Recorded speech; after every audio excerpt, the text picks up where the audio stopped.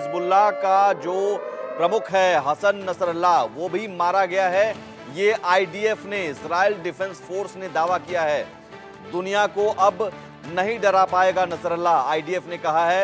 Israel defence force का यह बड़ा दावा कि इस हमले में जो हिजबुल्लाह के हेडक्वार्टर पर अटैक किया गया, उस हमले में नसरल्लाह भी मारा जा चुका है। ये इजराइल डिफेंस फोर्स का बड़ा दावा। साफ तौर पर अब हिजबुल्लाह में कौन बचा, तो कोई नहीं बचा। निचले स्तर के कमांडर पहले ही मारे जा चुके हैं और अब नसरल्लाह भी मारा जा चुका है। सुधाकर जी, तो हिजबुल्लाह तो एक तरह से खत्म। सवाल है कि अब आगे क्या और ईरान क्या करेगा?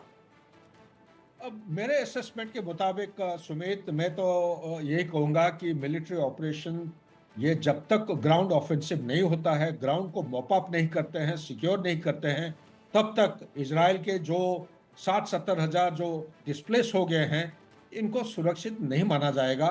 तो ये कभी भी एक देखिए, उनका एक बॉर्डर, कॉमन बॉर्डर लेबनान और इजराइल के बीच में है। मैं वहां गया हूँ, 138 किलोमीटर का एक बॉर्डर होता था। 2018 को इजराइल ने एक लेजिस्लेट किया है, एक बिल, कि ये जो 138 किलोमीटर का बॉर्डर को पूरा एकदम बाउंड्री वॉल बनाएंगे, जैसे मेक्सिको और यूएसए के बीच में उन्होंने प्रयास किया था। जी। तो लेकिन ये शुरू हुआ है, लेकिन ये पूरा कंप्लीट नहीं हो पाया है। जब तक ये सिक्योरिटी उनको पूरा एश्योर नहीं होता है, विजिबिलिटी का जो स्पेक्ट्रम है उसको वो नाकारा करना चाहते हैं। मेरे ख्याल से ये ग्राउंड ऑफेंसिव ये आगे की तरफ बढ़ाएंगे। लेकिन साथ ही सुमित, अगर 1 मिनट टाइम और देंगे, जी जी। आप हिजबुल्लाह के साथ कहानी खत्म नहीं होता है। इनके साथ और भी नॉन स्टेट एक्टर्स हैं। एक हुतीज है यमन के तरफ, इराकी मिलिशिया है, करीब 10,000 के करीब है, और इसके अलावा जो इस्लामिस्ट जिहादीज हैं ये अभी भी मौजूद हैं। वेस्ट वेस्ट बैंक की तरफ है, गोलन हाइट में कुछ कुछ छुपे हुए हैं। ये अलग अलग जगह, ये सब जो इस्लामिक जिहादीज हैं, इनको मिला जुला के अगर देखेंगे, ये करीब करीब 20-30 हजार नफर ये भी हैं। हो सकता है कभी उनका समय में हुती से अटैक आ सकता है इसराइल के ऊपर। जब तक ये शिफ्ट नहीं करेंगे पूरा कंसोलिडेटेड कंसर्टेड मैनर में, ये जी बिल्कुल इनको लुप्त नहीं करेंगे जमीन के, अर्थ के, प्लैनेट के फेस से, तब तक ये थ्रेट बरकरार रहेगा और इजराइल का सेफ्टी और सिक्योरिटी के ऊपर बहुत बड़ा सवाल रहेगा। ठीक है। बैक जेके टू बंसल साहब, हिजबुल्लाह के जरिए कहीं ना कहीं ईरान पीछे से ये युद्ध लड़ रहा था और ईरान हिजबुल्लाह का सपोर्ट कर रहा था। वो कम्युनिकेशन डिवाइसेस में जो अटैक हुआ, पेजर या वॉकी टॉकी, उसके बाद कम्युनिकेशन जो लॉजिस्टिक है वो कहीं ना कहीं तबाह हुआ। अब हिजबुल्लाह चीफ के मारे जाने की खबर, हिजबुल्लाह का भाई, अब हिजबुल्लाह चीफ का भाई मारा जा चुका है, नसरुल्लाह की बेटी मारी जा चुकी है, तमाम जो कमांडर हैं वो मारे जा चुके हैं। अब नसरुल्लाह के मारे जाने के बाद ईरान क्या करेगा? क्या प्रत्यक्ष तौर पर डायरेक्ट फाइट में उतरेगा वो? देखिए, इसमें बहुत बड़ा बात यह है कि जब ये पेजर अटैक हुए तो हिजबुल्लाह बहुत डिमोरलाइज हो गया था, तो ईरान ने उनको सपोर्ट किया।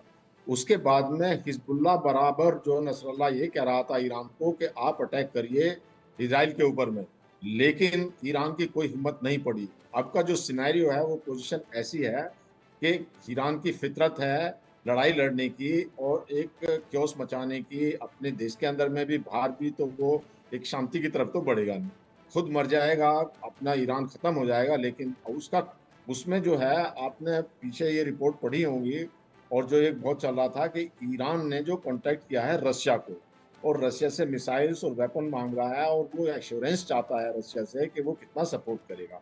अगर तो रशिया इसमें कूद जाता है, ऊपर से चाइना भी फुल सपोर्ट करता है, हालांकि हथियार तो अभी भी आते हैं और उत्तर कोरिया भी आ जाता है, तो अब ये सब मिल करके एक जो इन सबका कॉमन एनिमी जो है वो इजराइल और अमेरिका है, तो हो सकता है ये हाथ पैर पीटेंगे। लेकिन मुझे नहीं लगता कि ईरान कुछ कर पाएगा, क्योंकि ईरान की इकोनॉमी बहुत खराब है, उनके पास कुछ ऐसा नहीं है। अगर हालांकि आप जो कह रहे हैं कि पोजीशन, रशिया इसमें कूद जाएगा, चाइना कूद जाएगा और उधर अमेरिका, एक तरह से वर्ल्ड वॉर की तरफ हम फिर से आगे बढ़ रहे हैं। हाँ, ऐसी स्थिति बन सकती है, लेकिन ऐसी बनेगी नहीं। कारण उसका ये है कि रशिया भी अपने उसमें फंसा हुआ है अभी, जो यूक्रेन में और नाटो के साथ में, जो नाटो में रोज ये हो रहा, तो रशिया नहीं आएगा। तो ईरान जो है वो ये है कि वो करता रहेगा, हुती को थोड़ा बढ़ाएगा। अब जो जो इजराइल का जो एक स्ट्रेटजी वो ये है कि पहले उन्होंने हमास को खत्म किया, अब हिजबुल्लाह को किया है, फिर हुती को करेंगे, फिर कतायब हिजबुल्लाह जो इराक के अंदर में है, कुछ जो है जो सीरिया के अंदर में भी मिलिशिया है। एक बात और मैं यहाँ बताना चाहूंगा, बहुत खास ये है कि हिजबुल्लाह के जो जब पता लगा कि नसरुल्लाह मारा गया है, तो सीरिया के अंदर में मिठाई बांटी गई, उसके बड़े अच्छे वीडियो आ रहे हैं कि खुशियां मनाई गई वहां पे कि नसरुल्लाह खत्म हो गया। हालांकि इजराइल कोई रिएक्शन नहीं देता, वहां की जनता कोई रिएक्शन नहीं देती। तो ये जी। एक एविल हैं और ये बिना ही सोचे समझे, बिना एक इनको ईरान ने खड़ा किया हुआ है और ये मिलिशिया है, तो इनका काम ही यही है कि वो जो है लड़ाई लड़ना मारना।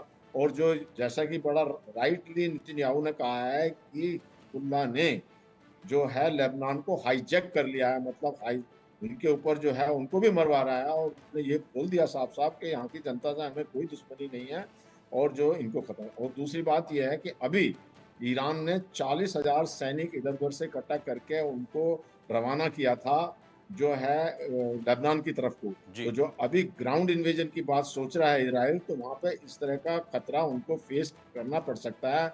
अदरवाइज जमान या कोई सैनिक भेजने से काम नहीं चलता। आजकल जमाना जो हथियारों का है, हाईटेक हथियारों का है।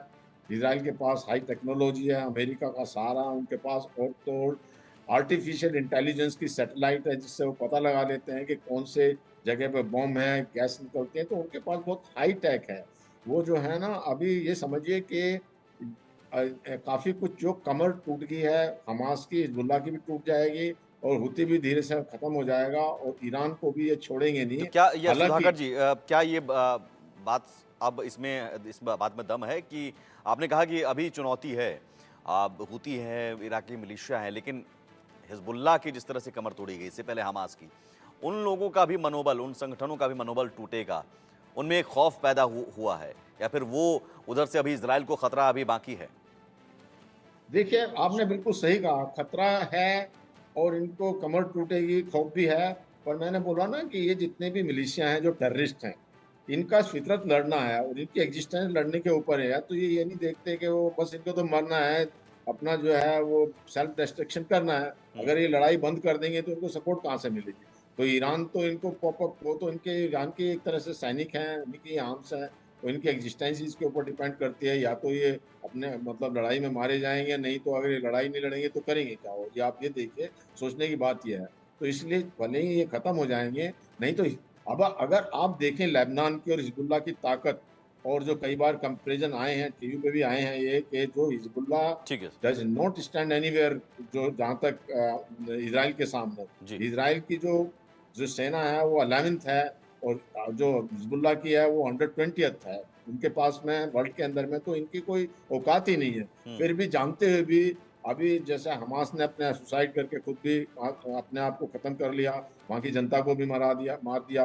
और अभी जो यहाँ तक है कि जो वहाँ फूड सप्लाई होती है हमास के लिए, उसको भी वो ले जाते हैं, उसको मार्केट में बेच के 500 बिलियन डॉलर, मिलियन डॉलर ये उन्होंने सर कमा लिए ठीक है हैं। सर। सुधाकर जी, अब सवाल आपसे कि ये फिर